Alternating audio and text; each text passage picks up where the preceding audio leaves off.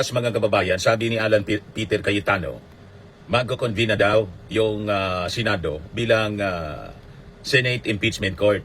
So bantayan natin kasi puro baliktad ang mga statement nila. Baka kasi tama nag-convene pero pagdating ng oras, mag-motion to dismiss kahit bawal. Yan mga ugali niyan.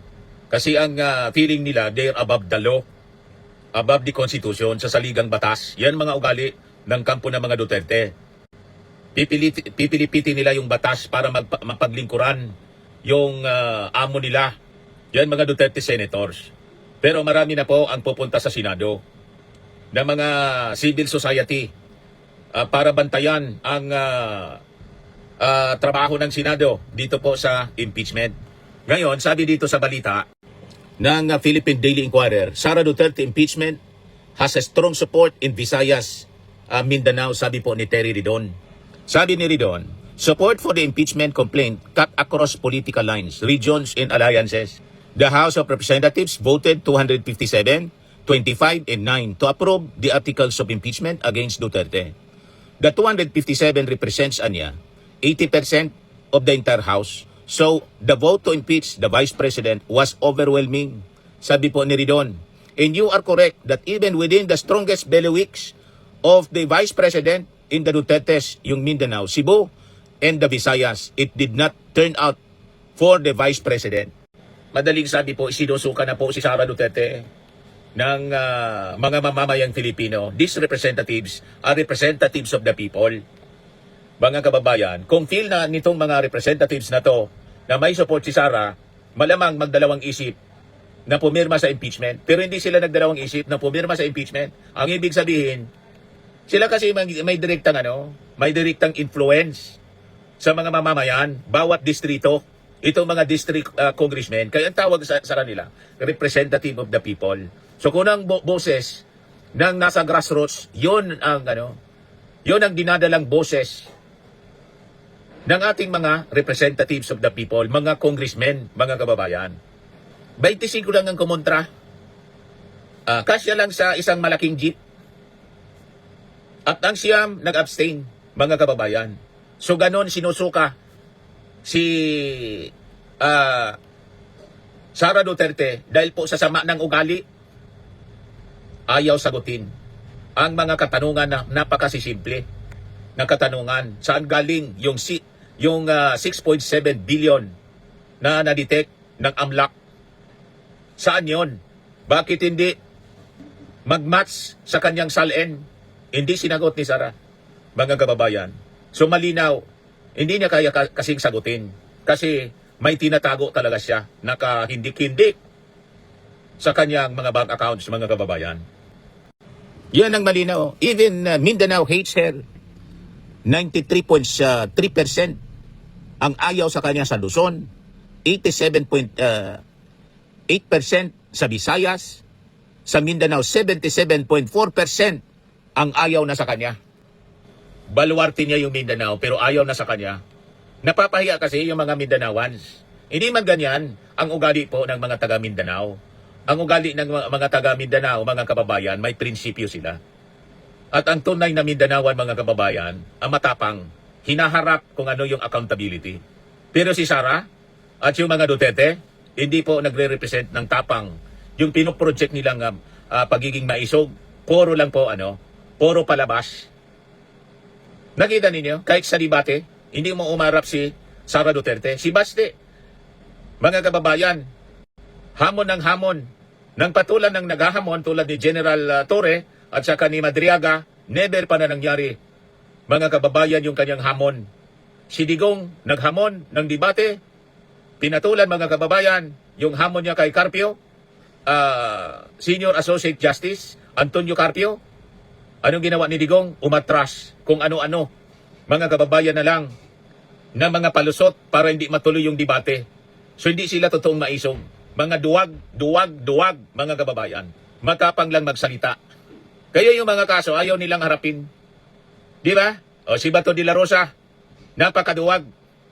Hinamon-hamon si Trillanes, mga kababayan ng patulan ni Trillanes.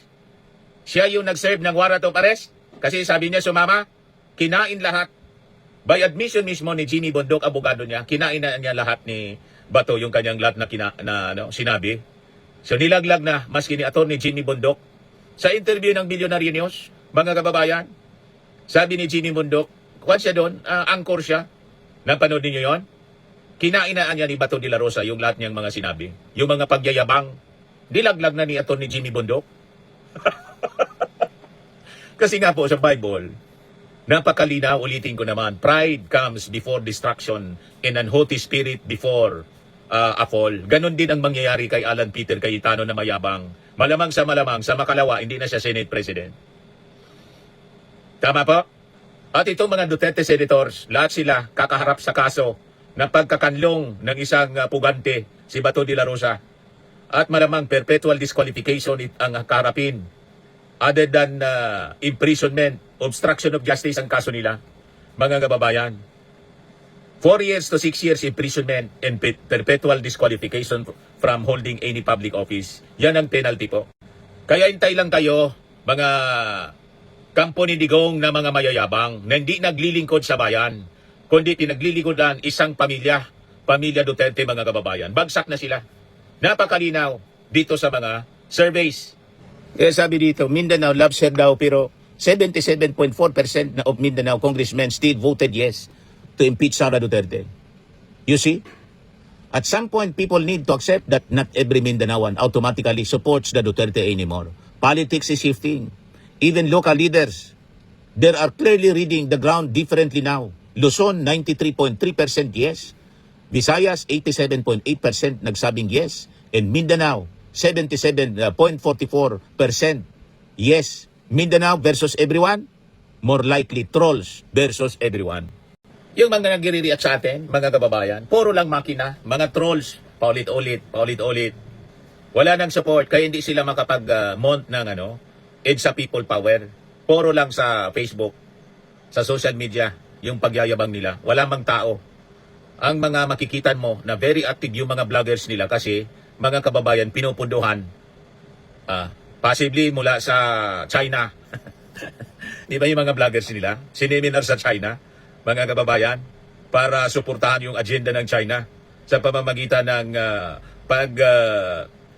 pagpopos na maging presidente, magkaroon ng kandidato sa pagka-presidente na tinatawag na Manchurian candidate.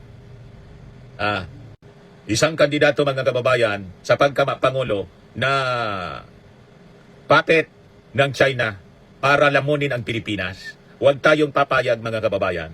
So, pinapakalat ng kampo ni Sara na political persecution daw ito. Ngunit habang lumalabas, mga kababayan, ang totoong datos tulad ng pinakita ko po sa inyo, mas nababasag yung kanilang narrative. Dahil ang pinakamalaking problema ni Sara ngayon, hindi lamang po Luzon ang may gustong matuloy yung impeachment, pati mga taga Visayas at Mindanao. Overwhelming ang support. Maging Mindanao and Visayan voters, Mindanao and Visayan lawmakers, at mga ordinaryong Pilipino, mga kababayan, naniniwala sila na dapat matuloy ang paglilitis sa Senado. Kaya pag ito, ni-railroad po ni Alan Peter Cayetano, mga kababayan, malamang i-abolish na ng mga mamamayang Pilipino yung Senado na pinamamahayan ng mga ulupong.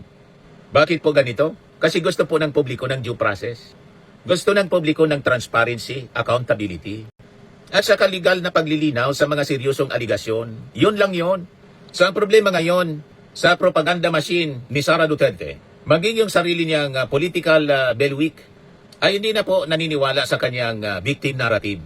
So habang tumatagal, mas lalong lumalakas yung kinatatakutan, yung tunay na kinatatakutan ng kampo po ni Sara. Hindi po yung impeachment mismo, kundi yung paglabas ng mga ebidensya.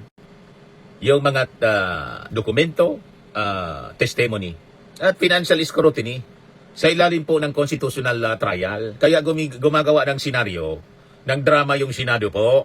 Huwag kayong pauuto dyan sa grupo ni Alan Peter Cayetano